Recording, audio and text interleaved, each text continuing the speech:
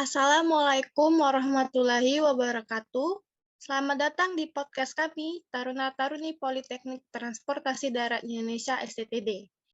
Pada kesempatan kali ini, saya dan rekan-rekan saya akan membahas tentang sistem jaringan dan simpul transportasi massal. Nah, sebelum kita menuju ke pembahasan, kita semua pasti pernah mendengar pepatah tak kenal maka tak sayang. Oleh karena itu, alangkah baiknya kita perkenalan diri dulu. Di sini, saya selaku host izin memperkenalkan diri, nama Taruni Nindya Nosa Marcella Wisana Putri, notar 1901318, absen 18, kelas Transdar 38. Selanjutnya, saya persilakan untuk rekan saya memperkenalkan diri. Yang pertama, silakan untuk rekan Nata. Mohon izin memperkenalkan diri. Nama Taruna Nindya Krishna Dewanata, notar 1901212, asal kelas Transdar 38. Siap, terima kasih. Terima kasih rekan Nata. Selanjutnya untuk rekan Nafis. Terima kasih, izin memperkenalkan diri. Nama Taruna Muhammad Izzuddin Nafis, notar 1901278, absen 14, asal kelas TD 38. Siap, terima kasih. Terima kasih rekan Nafis. Selanjutnya untuk rekan Masud. Mohon izin memperkenalkan diri. Nama Taruna Nindya Muhammad Masud Siddiq, notar 1901279, absen 15 dari kelas Transdar 38. Terima kasih rekan Masud. Dan yang selanjutnya untuk rekan Mutu. Izin memperkenalkan diri, nama Taruna Nindya Muhammad Mutu Salasta, notar 1901280, absen 16, kelas TD 38. Terima kasih rekan Mutu. Dan yang terakhir untuk rekan Dinal. Izin memperkenalkan diri, nama Taruna Nindya Muhammad Adina Sukron, notar 1901281, absen 17 dari kelas 38. Oke, terima kasih atas perkenalannya. Dan sekarang kita mulai ke topik pembahasan kita. Jadi, di sini yang menjadi pembahasan pertama itu mengenai transportasi multimoda. Nah, sebenarnya menurut rekan-rekan sekalian, transportasi multimoda itu apa sih? Baik, pada kesempatan ini saya akan menjabarkan mengenai pengertian transportasi multimoda tersebut. Dalam Peraturan Pemerintah Republik Indonesia Nomor 8 Tahun 2011 tentang Angkutan Multimoda, Bab 1 Ketentuan Umum, dijelaskan bahwa angkutan multimoda itu adalah angkutan barang dengan menggunakan paling sedikit dua moda angkutan yang berbeda atas dasar satu kontrak sebagai dokumen angkutan multimoda.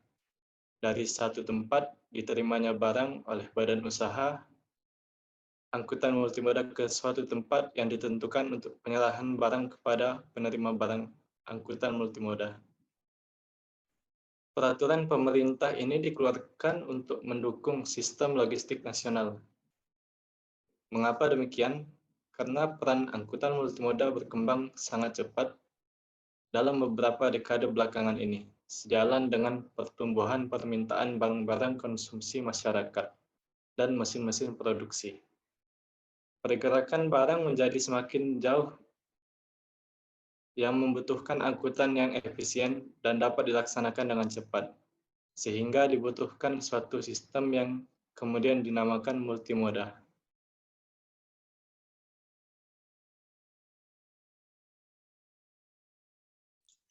Wah, jadi pengertian dari transportasi multimoda ini sudah diatur di Peraturan Pemerintah Republik Indonesia Nomor 8 Tahun 2011 ya. Oke, terima kasih atas penjelasannya rekan Mutu. Jadi setelah mengetahui pengertian atau gambaran umum multimoda nih, dari rekan-rekan sekalian ada tambahan tidak? Misalnya mengenai bagaimana penerapan dan contoh multimoda yang ada di Indonesia. Baik, mohon izin untuk sedikit menambahkan mengenai penerapan dan juga contoh multimoda yang ada di Indonesia. Nah, sebelum saya menjelaskan, alangkah lebih baiknya saya ingin mempresentasikan. Izin share screen dulu ya. Silahkan rekan Mas Ud. Nah, ini apakah sudah terlihat? Sudah. Oh ya, Silakan sudah ya. dilanjutkan. Oke, baik. Di sini saya mengambil contoh mengenai kondisi existing pada stasiun Maguwoharjo, Bandara Adi Sucipto, dan juga halte bus Trans Jogja.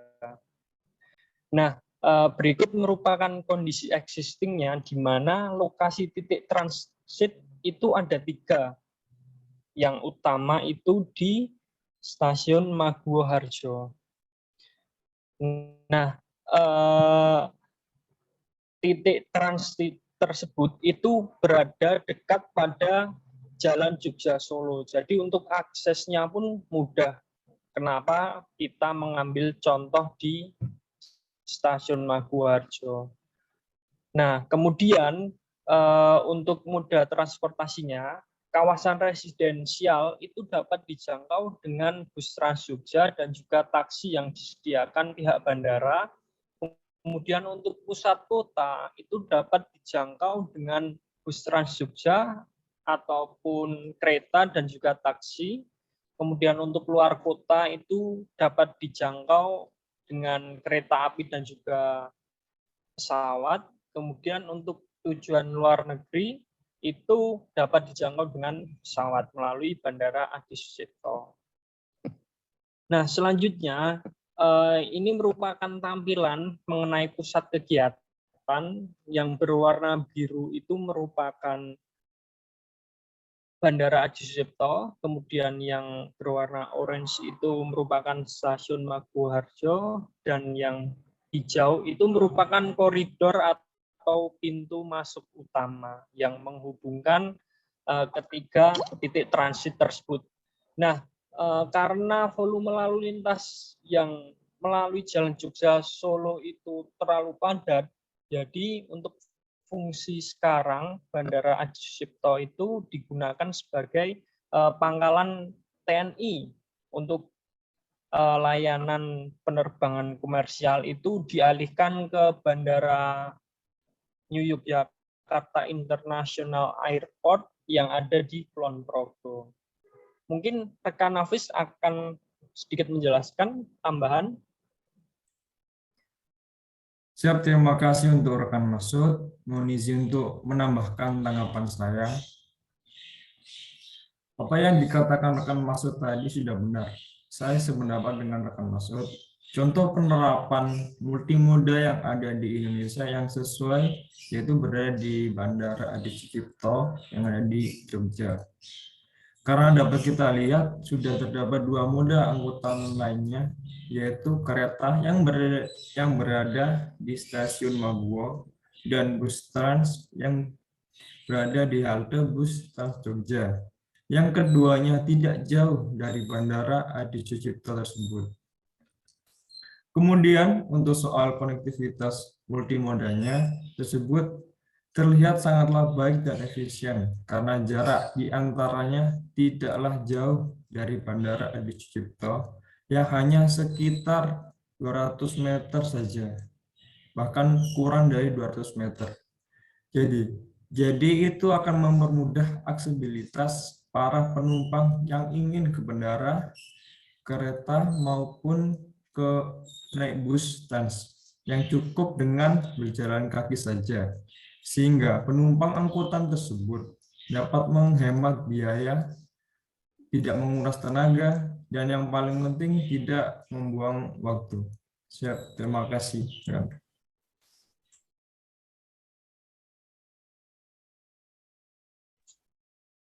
Wah, terima kasih atas penjelasannya rekan Nafis dan rekan Masud. Jadi itu tadi penjelasan dari penerapan dan contohnya ya. Jadi semoga kalian bisa paham juga. Sekarang kita lanjutkan pembahasannya, dan untuk sekarang itu pembahasan kita mengenai integrasi simpul transportasi. Nah, dari rekan-rekan sekalian, apakah mempunyai pendapat bagaimana proses dari integrasi tersebut? Ya, baik. Terima kasih Rekan Nosa. Izin menyampaikan apa yang dapat saya sampaikan, yaitu mengenai proses integrasi rencana induk. Proses integrasi rencana induk ini terbagi oleh beberapa hal. Yang pertama yaitu integrasi jaringan, yaitu terintegrasinya sistem jaringan prasarana dan jaringan pelayanan baik intramoda maupun antarmoda. Terus yang kedua yaitu integrasi fungsi, yaitu terintegrasinya rencana pengembangan fungsi dari sistem transportasi yang dibangun sehingga memberikan nilai kemanfaatan yang besar dalam pelayanan transportasi. Adapun yang ketiga yaitu integrasi waktu pelaksanaan atau waktu pengoperasian, yaitu terintegrasinya rencana waktu pelaksanaan dari setiap moda, baik dari proses perencanaan, pembangunan, hingga tahap pengoperasiannya. Adapun yang keempat yaitu integrasi pembiayaan, yaitu terintegrasinya rencana pembiayaan, khususnya dalam skema pembiayaan pembangunan, sedemikian sehingga terwujud sinergi yang saling mendukung antar moda. Adapun yang kelima yaitu integrasi kelembagaan, yaitu tersinerginya koordinasi antar lembaga dalam suatu kerangka perencanaan, pelaksanaan, pengoperasian dari berbagai moda yang saling tersinergi. Baik, terima kasih rekan Nosa. Baiklah, rekan Dinal. Jadi integrasi ini saling bersinergi yang membentuk jadi suatu kebijakan integrasi. Nah, sekarang menurut rekan-rekan, bagaimana strategi implementasinya? Mohon izin menyampaikan, saya di sini akan menyampaikan tentang strategi implementasi keterpaduan. Yang pertama, otoritas akan melakukan koordinasi perencanaan dan kebijakan investasi ke berbagai tingkat pemerintahan, termasuk kebijakan tarif, subsidi, dan dana yang diperlukan. Yang kedua, yaitu integrasi dan koordinasi yang baik antara investasi dan operasi angkutan umum, kebijakan dan peraturan mengenai tata guna lahan, serta kebijakan mengenai kualitas udara. Yang ketiga, mekanisme yang tepat akan menjamin ketersediaan dana untuk investasi dan subsidi, sehingga menghasilkan pendanaan jangka panjang dan keberlanjutan. Yang keempat, partisipasi pihak swasta diperlukan dalam operasi dan investasi untuk mengurangi beban pemerintah yang menghasilkan persaingan kreativitas swasta. Tentunya diawasi oleh peraturan yang memadai. Mohon izin menambahkan, saya di sini akan menambahkan tentang strategi realisasi implementasi dan keterpaduan. Yang pertama yaitu meningkatkan produktivitas dan efisiensi. Yang kedua, mengurangi kemacetan dan beban infrastruktur. Yang ketiga, biaya transportasi secara keseluruhan lebih murah karena masing-masing elemen moda transportasi merupakan bagian dari perjalanan. Yang keempat, membangkitkan keuntungan dari pengguna dan investor. Yang kelima, mengurangi konsumsi energi dan memberikan kontribusi bagi peningkatan kualitas udara dan lingkungan. Siap, terima kasih. Wah, terima kasih rekan Nathan. Nah, jadi tadi sudah dijelaskan oleh rekan-rekan saya mengenai apa itu transportasi multimoda, penerapan dan contohnya, proses integrasinya, dan yang terakhir tadi mengenai strategi dan realisasi implementasinya. Baiklah, saya kira cukup di sini podcast kami. Terima kasih untuk rekan-rekan yang telah memberikan penjelasan atau pendapatnya. Semoga apa yang telah disampaikan dapat bermanfaat bagi pendengar dan dapat menambah pengetahuan mengenai transportasi multimoda. Karena kalau kata Benjamin Franklin, investasi dalam pengetahuan menghasilkan bunga terbaik. Baiklah, saya akhiri podcast hari ini. Jika ada salah kata, mohon dimaafkan. Sekian dan terima kasih. Wassalamualaikum warahmatullahi wabarakatuh. Waalaikumsalam Warahmatullahi wabarakatuh. Waalaikumsalam. Waalaikumsalam warahmatullahi wabarakatuh.